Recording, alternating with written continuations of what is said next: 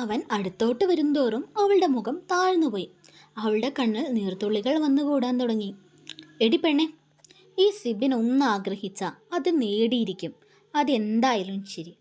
എൻ്റെ പിള്ളേരുടെ അമ്മ നീ ആയിരിക്കും. അതായത് എൻ്റെ എല്ലാമെല്ലാമായ കെട്ടിയോള്. അത് എൻ്റെ ആവണിക്കൊച്ച് തന്നെ ആയിരിക്കും. മനസ്സിലായോ?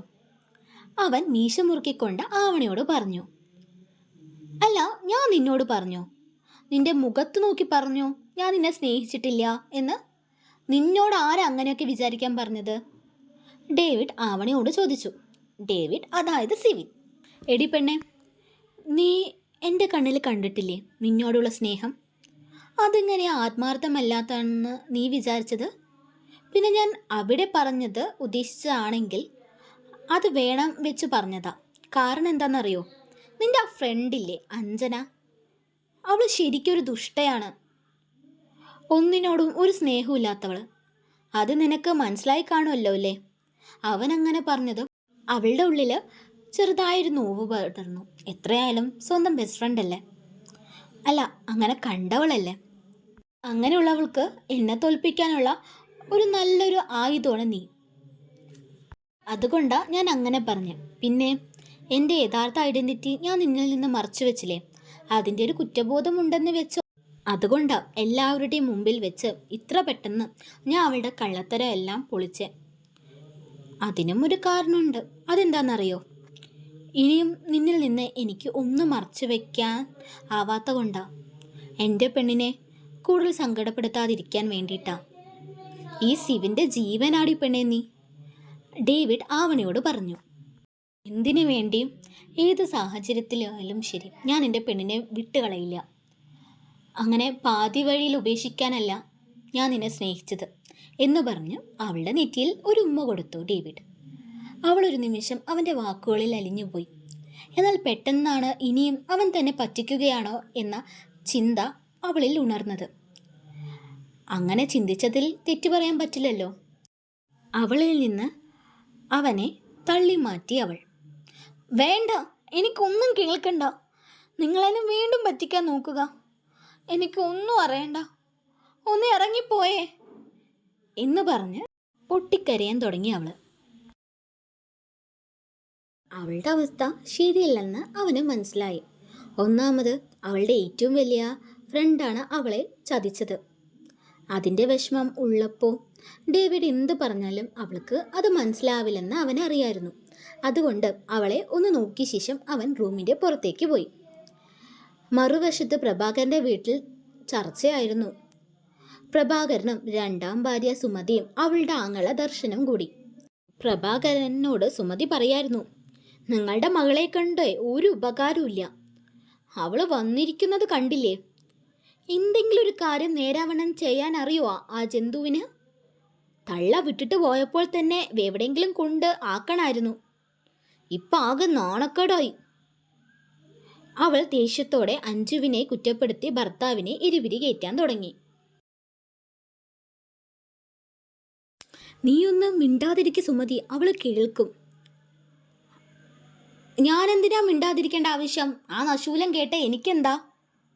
എടി, ഇനിയും അവളെ കൊണ്ട് നമുക്ക് ഒരുപാട് ആവശ്യങ്ങളുണ്ട്, പ്രഭാകരൻ പറഞ്ഞു. എന്താ ആ ആവശ്യങ്ങൾ? അളിയൻ ദർശൻ അവനോട് ചോദിച്ചു. നമുക്ക് വേണ്ടത് എന്താ? ആ സിബിൻ്റെയും കമ്പനിയുടെയും തകർച്ചയല്ലേ? അതിനാദ്യം അവരെ മാനസികമായി തളർത്തണം. ഈ സിബിനിലെ മറ്റേ കമ്പനിയിലെ ആ അനാഥ പെണ്ണില്ലേ ആവണി, അവളും തമ്മിൽ അടുപ്പത്തിലാണെന്ന് ഒരിക്കൽ അഞ്ജു വിളിച്ച് പറഞ്ഞിട്ടുണ്ടായിരുന്നു. അഞ്ജന വിളിച്ച എന്തായാലും അവള് നമ്മുടെ അടുത്തേക്ക് വരും. നമുക്ക് അവളെ ഒരു കെണിയിൽ പെടുത്താം. ഒന്നൊന്നര കെണി. അതിൽ തീർന്നോളും ഈ സിവിൻ. പ്രഭാകരൻ ചെകുത്താൻ ചിരിയോടെ സുമതിയോട് പറഞ്ഞു. അതിന് നമുക്ക് അഞ്ജനയുടെ സഹായം വേണം. അതിനാ ഞാൻ അവളെ വീട്ടിൽ കയറ്റിയത്. ഒരിക്കലും ഞാൻ അവളെ മകളായിട്ട് അംഗീകരിച്ചിട്ടില്ല. അവളുടെ തള്ളയെയും ആദ്യ ബന്ധത്തിലെ കൊച്ചിനെയും ഞാൻ സ്വീകരിച്ചത് തന്നെ അവളുടെ തള്ളയുടെ അപ്പൻ്റെ കാശ് കണ്ടിട്ടാ. പക്ഷേ ഇവള് ജനിച്ച് കുറച്ചായപ്പോഴേക്കും എൻ്റെ കെട്ടിയോളെന്ന് പറഞ്ഞവൾക്ക് കാര്യം മനസ്സിലായി. എൻ്റെ ഉദ്ദേശവും ആദ്യ ബന്ധത്തെ കൊച്ചിനെ ഞാൻ കൊല്ലുമെന്ന് വിചാരിച്ച് അതിനെയും കൊണ്ട് എങ്ങോട്ടോ ഓടിപ്പോയി. ഇവളെൻ്റെ കൊച്ചായതുകൊണ്ട് കൊല്ലുമെന്ന് അവൾക്ക് തോന്നിക്കാണില്ല. പിന്നെ ഞാൻ ഇവളെ ഉപേക്ഷിക്കാതിരുന്നത് സ്വത്തിനു വേണ്ടി മാത്രമാണ്. പിന്നെ എന്തു പറഞ്ഞാലും അവൾ വിചാരിച്ച പോലെ എൻ്റെ ചോരയെ തന്നെയല്ലേ, അതും ഒരു കാരണമാണെന്ന് കൂട്ടിക്കോ. പ്രഭാകരൻ ഭാര്യയോടും അളിയനോടും പറഞ്ഞു.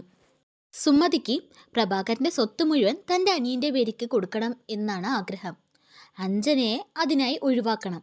അതിനാണ് അവൾ ഇരുപിരി കയറ്റുന്നത്. ഇതെല്ലാം മുകളിൽ നിന്ന് അഞ്ജു കേൾക്കുന്നുണ്ടായിരുന്നു. അവൾക്ക് സമനില തെറ്റുന്ന പോലെ തോന്നി.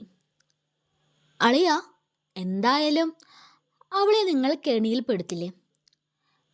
അഞ്ജനയോടൊപ്പം 2-3 തവണ ഞാൻ അവളെ കണ്ടിട്ടുണ്ട്. ഉഗ്രൻ ചരക്ക, എനിക്കൊന്ന് അവളെ വേണം, അവൻ പ്രഭാകരനോട് പറഞ്ഞു. അത് കേട്ട വഷളൻ ചിരിയോട് ചിരിച്ചുകൊണ്ട് ശരിയെന്ന വണ്ണം അവൻ്റെ ഷോൾഡറിൽ തട്ടി. ഇത്ര നേരം കേട്ടതൊന്നും അഞ്ജുവിനെ അത്ര വേദനിപ്പിച്ചിട്ടുണ്ടായിരുന്നില്ല. കാരണം അവൾക്ക് അവളുടെ അച്ഛനെക്കുറിച്ച് ഏകദേശം അറിയാമായിരുന്നു. എന്നിട്ടും അച്ഛൻ്റെ സ്നേഹത്തിന് വേണ്ടിയിട്ടാണ് കമ്പനിയിൽ ജോയിൻ ചെയ്തത്. എന്നാൽ ആവണിയെക്കുറിച്ച് ദർശൻ പറഞ്ഞത് കേട്ടതും അഞ്ജനയ്ക്ക് അവനെ കൊല്ലാനുള്ള ദേഷ്യം ഉണ്ടായിരുന്നു. അവൾ പതിയെ കോണിപ്പേടി ഇറങ്ങി താഴോട്ട് വന്നു. ബാക്കി എന്താ നടക്കാന്ന് നമുക്ക് അടുത്ത പാട്ടിൽ കാണാം കേട്ടോ. ഇതും ചെറിയൊരു വീഡിയോ ആണ്. ഞാൻ ഇന്ന് വീഡിയോ ഇടുന്നില്ല എന്ന് വിചാരിച്ചതാ, കാരണം എൻ്റെ റീചാർജ് തീർന്നുപോയി. പക്ഷേ കമൻസ് കണ്ടപ്പോൾ എനിക്ക് ഇടണമെന്ന് തോന്നി. ഇനി മുതൽ നല്ല ലെങ്ത്തിൽ ഇടാൻ നോക്കാം കേട്ടോ. ഗായ്സ് സപ്പോർട്ട് ചെയ്യണേ. നാളെ ഉണ്ടാവുമോയെന്നറിയില്ല. എനിക്ക് റീചാർജ് ചെയ്ത് എൻ്റെ അച്ഛൻ തന്നാൽ ഉറപ്പായും വീഡിയോ ഇടാവേ. അതും അത്യാവശ്യം ലെങ്ത്തിൽ തന്നെ ഇടാം. സപ്പോർട്ട് ചെയ്യണം കേട്ടോ.